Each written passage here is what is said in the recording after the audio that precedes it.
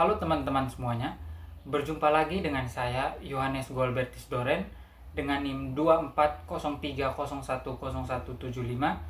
Pada video kali ini, saya akan menganalisis sebuah kasus yang berkaitan dengan materi mata kuliah saya, yaitu hubungan organisasi antar pemerintah pusat dan daerah.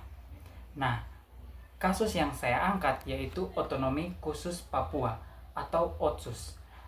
Kasus otonomi khusus Papua adalah kebijakan yang diberikan oleh pemerintah Indonesia kepada Provinsi Papua untuk mengatur urusan dan mengurus kepentingan masyarakat setempat. Jadi, analisis yang pertama adalah latar belakang dulu. Otonomi khusus Papua diberikan berdasarkan Undang-Undang Nomor 21 Tahun 2001 sebagai upaya untuk menyelesaikan konflik sosial dan politik di Papua. Tujuan utama OTSUS adalah meningkatkan kesejahteraan Papua dan memperkuat otonomi daerah. Yang berikutnya, identifikasi masalah. Jadi, dalam kasus ini ada beberapa masalah.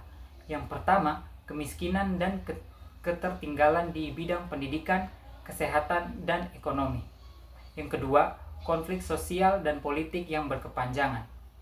Yang ketiga, keterbatasan infrastruktur dan akses layanan dasar.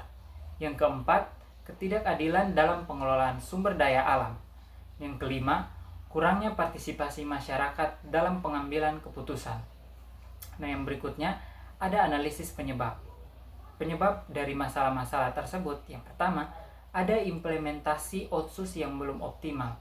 OTSUS belum diimplementasikan secara efektif dan efisien, sehingga belum mampu meningkatkan kesejahteraan masyarakat Papua. Yang kedua, ada kurangnya transparansi dan akuntabilitas. Pengelolaan dana OTSUS belum transparan dan akuntabel, sehingga menimbulkan korupsi dan penyalahgunaan wewenang. Yang ketiga, ada keterbatasan kapasitas aparat daerah.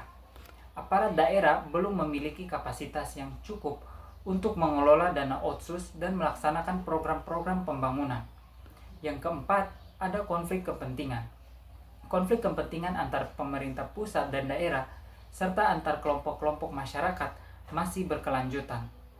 Nah, dari penyebab-penyebab tersebut ada evaluasi dampak.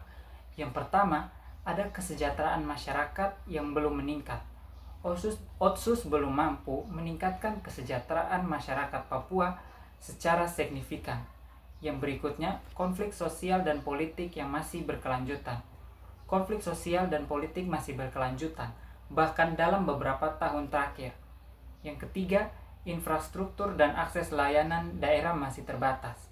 Infrastruktur dan akses layanan daerah masih terbatas, sehingga menghambat pembangunan ekonomi dan sosial di Papua. Yang keempat, ada ketidakadilan dalam pengelolaan sumber daya alam.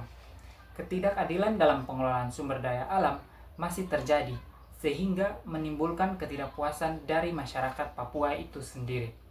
Nah, teman-teman, dari analisis kasus yang saya angkat ini, saya mengambil beberapa kesimpulan dari kasus OTSUS Papua ini. Yang pertama, OTSUS belum efektif. Artinya, OTSUS belum mampu meningkatkan kesejahteraan masyarakat Papua yang secara signifikan dalam menyelesaikan konflik sosial dan politik. Yang kedua, ada kurangnya transparansi dan akuntabilitas. Pengelolaan dana OTSUS belum transparan dan akuntabel, sehingga menimbulkan korupsi dan penyalahgunaan wewenang. Yang ketiga, adanya keterbatasan kapasitas aparat daerah. Aparat daerah belum memiliki kapasitas yang cukup untuk mengelola dana OTSUS dan melaksanakan program-program pembangunan.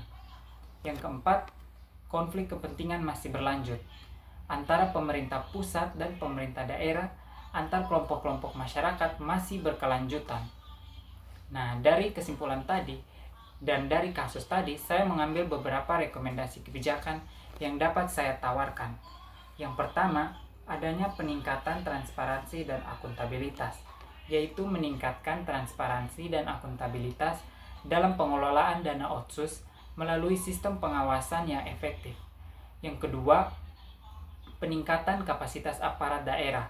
Meningkatkan kapasitas aparat daerah dalam mengelola dana OTSUS dan melaksanakan program-program pembangunan yang ada di Papua itu sendiri. Yang ketiga, pengelolaan sumber daya alam yang adil, yaitu mengelola sumber daya alam secara adil dan transparan untuk meningkatkan kesejahteraan masyarakat Papua. Yang keempat, peningkatan infrastruktur dan akses layanan dasar, yaitu meningkatkan infrastruktur dan akses layanan dasar untuk meningkatkan kualitas hidup masyarakat Papua. Dan yang terakhir ada dialog dan rekonsiliasi. Melalui dialog dan rekonsiliasi antar pemerintah pusat dan daerah serta kelompok-kelompok masyarakat untuk menyelesaikan konflik sosial dan politik. Dengan demikian, Otsus Papua dapat lebih efektif dalam meningkatkan kesejahteraan masyarakat Papua dan menyelesaikan konflik sosial dan politik. Nah, teman-teman, itu tadi sekian analisis konflik yang dapat saya berikan penjelasannya. Sekian dan terima kasih.